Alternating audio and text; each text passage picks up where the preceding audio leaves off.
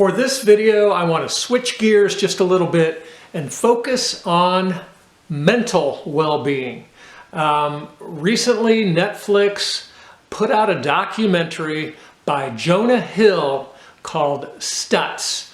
It's about his relationship with his long-term therapist, Phil Stutz, 74 years old at the time the documentary came out.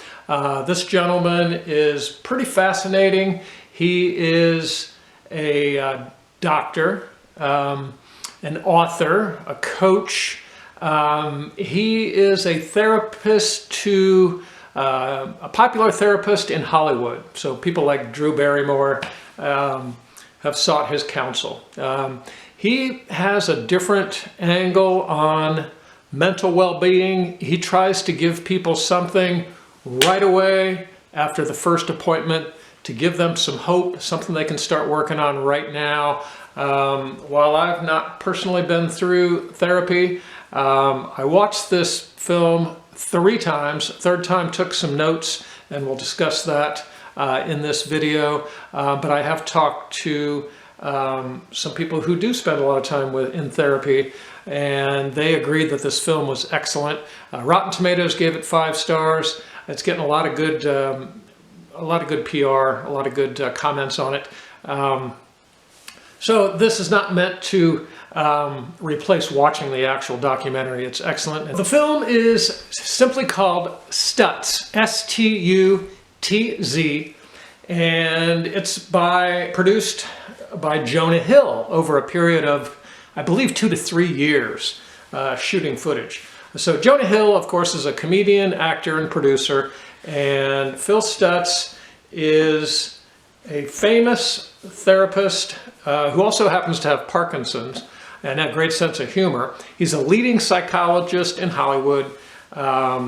Visual therapy is sort of his specialty, and he's a best-selling author. So I found the documentary entertaining, heartwarming, as well as educational. The main point was it was designed to bring practical mental health strategies to the masses. Phil wanted to bring speed to the process of helping people with therapy. He wanted people to feel forward motion after the very first visit, and he uses simple images, drawings, to help his clients. He calls them tools or bridges. And the first step is what he calls life force. So think of Maslow's hierarchy of needs, the pyramid, the triangle. And the way he draws it, of course, the base is the body, which is about 85% of your life force. Above that is people, and at the top is yourself. So at the bottom, where he focuses on the life force in the body, he talks kind of vaguely about diet, exercise, and sleep. If everybody can work on those things, and that is the beginning of the process of getting to physical and mental well-being. Next up, he talks about people. Relative to people in the middle of the pyramid, he talks about you taking the initiative and overcoming a lack of connection with others. At the top, he talks about yourself, which is a relationship with your unconscious. He suggests writing to mirror the subconscious. Starting with the life force is critical. The idea is to go from helpless to hopeful. From there, everything improves. Next up, he talks about something, he calls it Part X. And Part X, he describes as an invisible force that wants to block your evolution. It's the voice of impossibility. It's basically a fear-based negative force that I think everyone can relate to. You can only defeat Part X temporarily. It's just a constant work. Here's where he first talks about the 3 aspects of reality for all, even the wealthiest people on the planet. The three aspects of reality for all people are: number one, pain; number two, uncertainty; and number three, constant work. Nobody gets away from those things. Relative to what I attempt to accomplish with my video channel and my blog, etc., is getting very specific about which is the better or best diet. There's no perfect diet, but which is by far the best.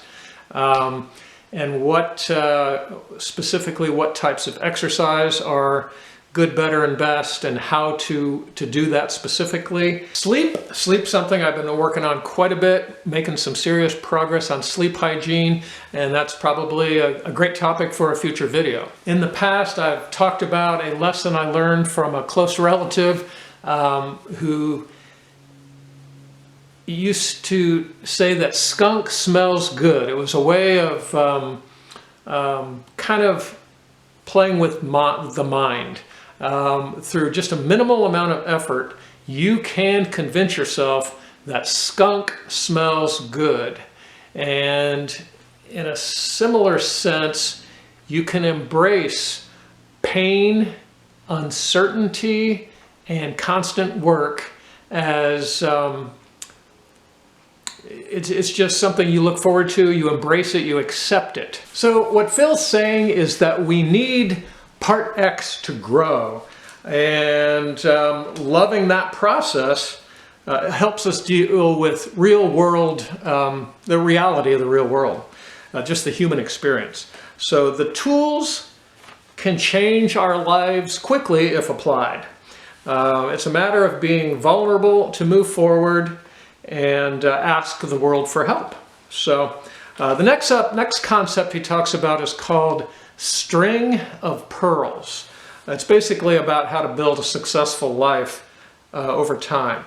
The idea is to put pearls on a string. So you've got a line and then a circle, line and a circle, but the catch is each of these circles is the same size, but if each circle he draws a dark circle in there. Basically that's the turd. So every pearl has a turd. I think the idea there is to just merely accept that no matter how great something is, no matter how perfect the pearl may seem, that next step or phase in your life, whatever it is, that goal, there's a dark side to it. And you just might as well accept it, embrace it, notice it when you realize what it is when you notice it. The next thing he talks about is something called the shadow. Each of us is unique, but the part of us that we are ashamed of, embarrassed by, disappointed about, or despondent about, that part of you that you wish you were not, that is your shadow. And he wants you to talk about your shadow. How does it feel? Talk to your shadow and ask it how it feels. Ask your shadow what you can do to make up for ignoring it. So respecting your shadow is a constant process he suggests that his clients work on. In my case, I would say one of my shadows was just being a super skinny, perceived as weak kid, kind of a late bloomer. That was how I viewed myself in a negative light for a long time. The irony is now I'm trying to kind of get back to that more lean, nimble version of myself. So what Phil is saying is this is a new way of viewing and remembering, a way to flip negatives to positives from our past. Another tool he talks about is called the snapshot. And that is where we humans tend to look for the perfect moment. An image in our minds, a memory, almost like a photo image, a snapshot of the perfect life that represents where we were at a given time and the way kind of we think of ourselves. But it's actually in the realm of illusion. Next, he talks about what he calls the maze, which is something that always involves other people. Part X wants fairness. Well, the world is not fair, of course. But this quest for fairness after a perceived mistreatment tends to put our lives on hold, sometimes for many, many years. Life is too short. Time is fleeting. So Part X is seeking a rebalance. The solution he recommends is something he calls active love. So imagine getting all the love of the universe in your heart. Send that love to those who have led you to the maze. Feel that love transfer to them. It's different from forgiveness. It's not about being right, but it's about moving forward and out of the maze. Oh, a few more things from my notes. There's no such thing as perfection, or perfection's not really something to strive for, but we do need to have an unstoppable will to go forward. Boy, does that ever apply towards ultra running and just striving for physical, spiritual, and mental well-being in general. He says you got to get out of negative mindsets fast. He experiences them often, but the trick is to recognize it and work your way out of a negative mindset. Do not tell yourself negative things. It's easy to do, to tell yourself negative things. What's harder to do is to recognize that and to flip it. So he talks about squeezing the juice out of the lemon. Phil says, small things lead to meaning. All events have value and opportunities, and there's meaning in everything. So next up, he talks about something he calls the grateful flow. And he draws a picture of a cloud with a person underneath it. That's sad. The idea is to penetrate the clouds with gratitude. So the cloud equals part X, and the process of creating these things.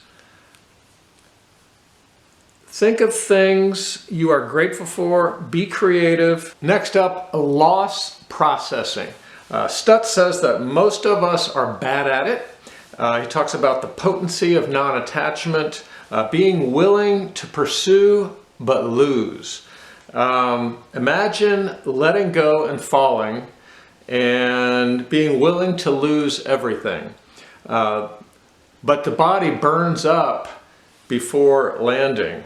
And to just imagine infinite sun, infinitely radiating light. Phil talks about this visualization where you only give, there's no taking, and that there's sun, there's light everywhere. Death is not a permanent condition, simply a rebirth. And this idea that accepting that nobody will figure it all out helps lead us to happiness. Trying to bring what my channel attempts to do into the Stutz conversation about therapy, one of the first things that comes to mind is that along with watching or reading Stutz' book or watching the documentary would be to read the book Proteinaholic by medical doctor Garth Davis. He presents some pretty interesting research indicating that those who consume a diet high in animal-sourced foods have the highest levels of suicidal depression. And if you also go on to nutritionfacts.org, which is a nonprofit based on peer-reviewed science and vetted for the quality of the science, there's a lot of information and content about food relative to mood and so forth. What we eat dramatically impacts our biochemistry, how we feel physically, which of course all that affects our mood. Phil Stutz has long had Parkinson's. In one place in the movie, he indicated he had it in his 20s. Somewhere else I noticed online that he was diagnosed in 2006. Not really sure which is true, but it doesn't really matter. I wish I could get Phil to see the connection between nutrition and mental health. That mental well-being is super closely tied to that decision we make, at least for most of us, at least 21 times a week. What are we going to fuel our bodies and minds with? And if he really digs into it, nutritionfacts.org would be a good place to start. He could learn how a whole foods or minimally processed, all plant-based diet could help prevent Parkinson's, who knows, possibly stall or maybe even reverse the effects. Typically those types of diseases, Alzheimer's, Parkinson's, etc., typically vascular dementia would be a component of that. Probably virtually always. The vascular, the plaque caused by cholesterol, which is generally from consuming foods that contain cholesterol in excess, meat, dairy, eggs. Getting back to that pyramid where you've got yourself at the top, people in the middle, and your bodily well-being at the bottom, it all interconnects. And when you really learn the details about how to best give yourself the best odds for a healthy body, exercise, running, and hiking probably being the best options for most people, along with an all or mostly plant source nutrition program, are going to create that base that'll help achieve the highest level at the top of that pyramid. Phil does have a book that he co-authored. I get the impression that he only gave us a tiny bit of what's in the actual book. So I need to put that one on my list of books to read. And that is it for this video. Out.